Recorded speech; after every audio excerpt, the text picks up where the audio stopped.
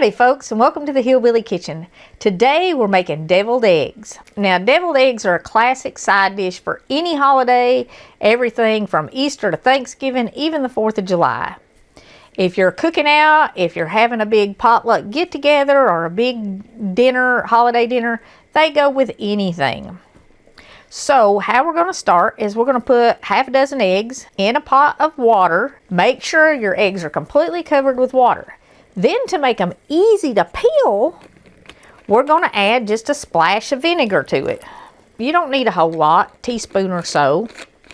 And we're going to turn these on and we're going to let them cook on medium, just don't let them boil over. Make sure they stay boiling. But once they come to a boil, you're going to cook them at least 10 minutes.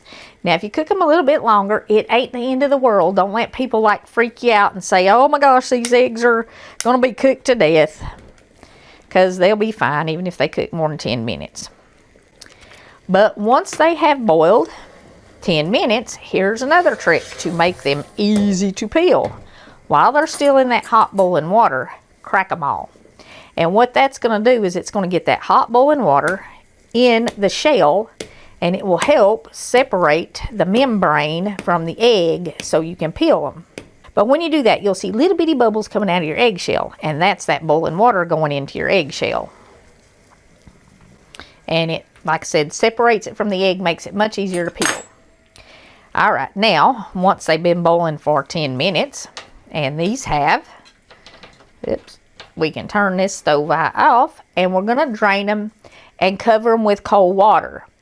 Now, you want to peel them while the egg is still hot. You want to get the shell cool enough so you can handle it, but peel them while it's still hot. If you wait till the egg gets cold, it's going to be much harder to peel them.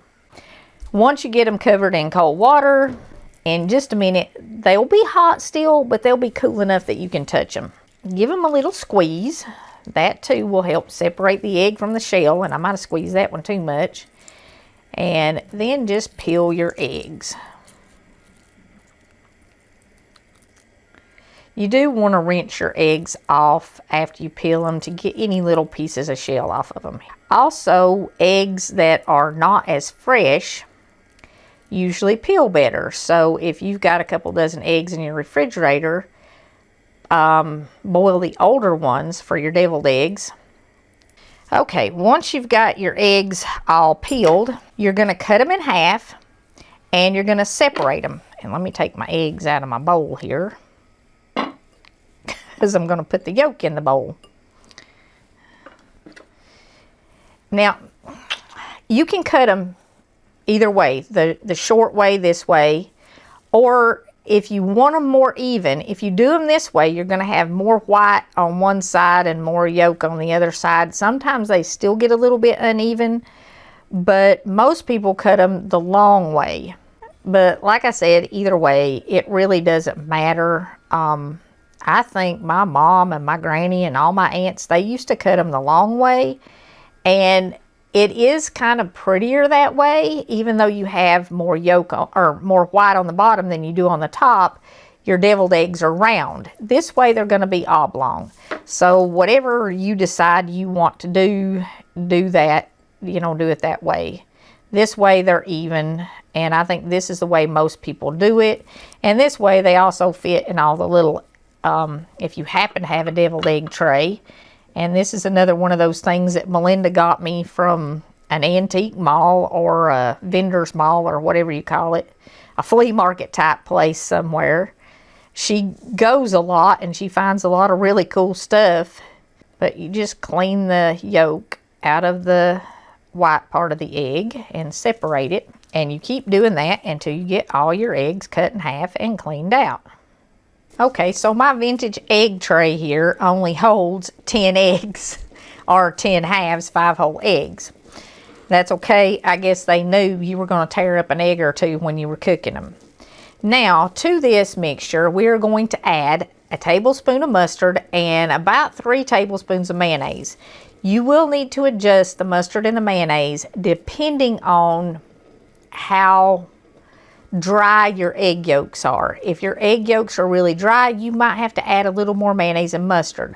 But generally, 3 to 1, mayonnaise to mustard. 3 tablespoons of mayonnaise and a tablespoon of mustard is what I do. And the only other thing you really need to add is a little salt. You can add a little pepper. You can top it with paprika. You can do all kinds of stuff. You can even dye the eggs for holidays and special occasions like Easter. Lots of folks dye them for Easter. They'll dye them pastel colors for their Easter dinner because they are definitely something that you traditionally have on Easter.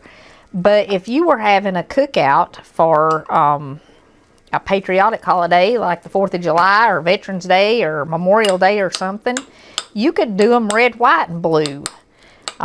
Leave some white and dye some red and blue and do red, white, and blue for your patriotic holiday. Anyways, I'm going to do just about a 1/4 teaspoon of salt, and it's to taste, and about half that much pepper. You can also do seasoned salts. You can do hot stuff if you wanted to. Do a little red pepper. They used to top them with paprika when I was a kid, and I think a lot of people still do. You can top them with paprika. You could top them with a little chili powder if you wanted a little more heat. Just kind of do it to suit your taste.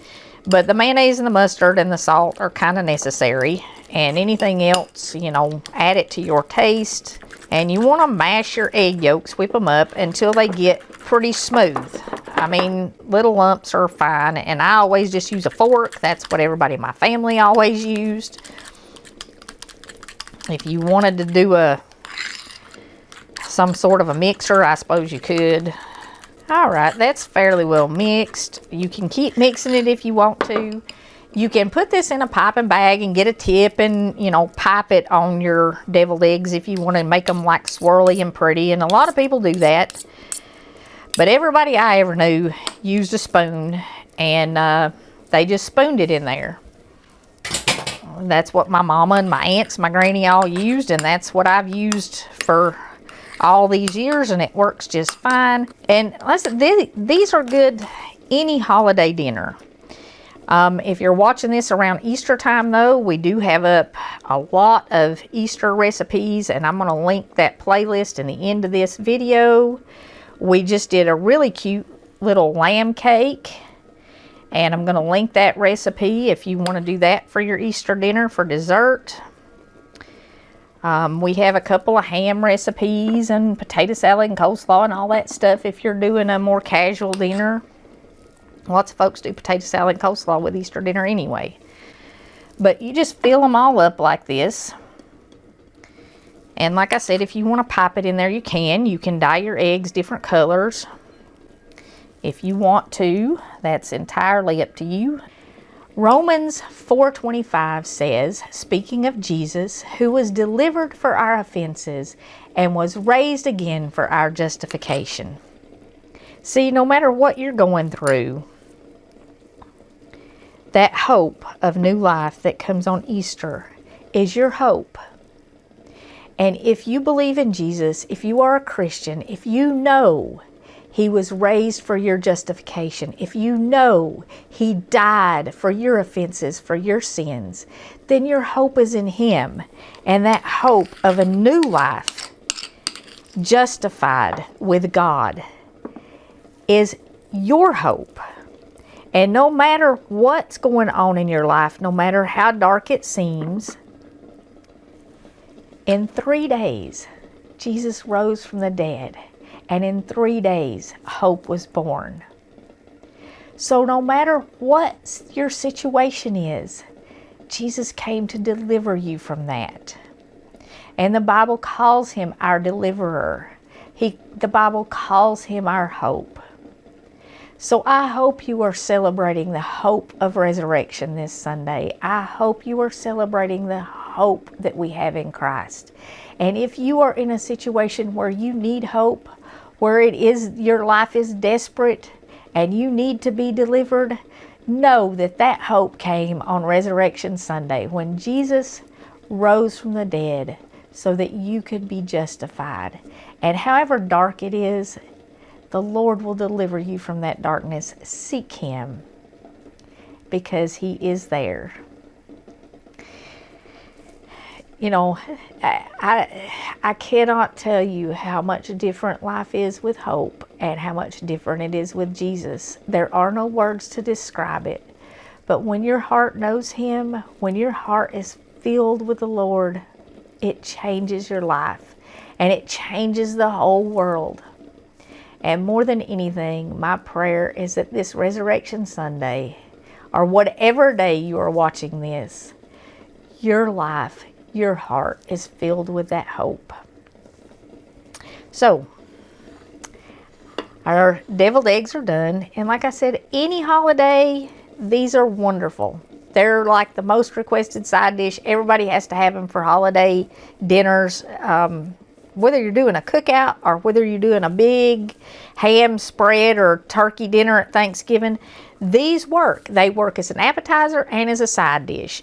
And whether you leave them plain or you want to top them with some paprika or some kind of maybe hot pepper flakes, you know, it's entirely up to you.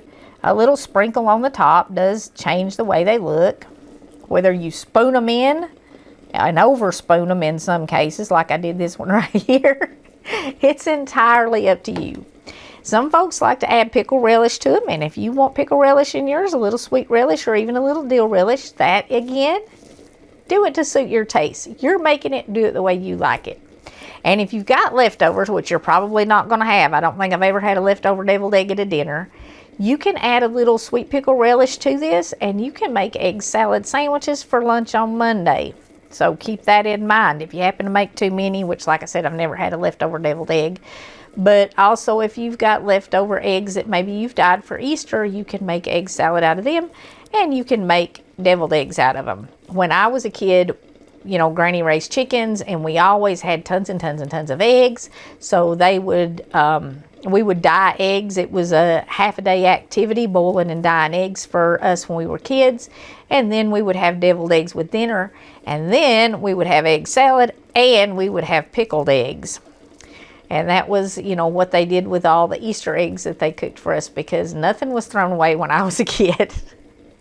I hope you try these. If you haven't had them in a long time, they are a very traditional side. And like I said, no matter what holiday is coming up or what kind of dinner you're having, they're good for an appetizer and good for a side dish.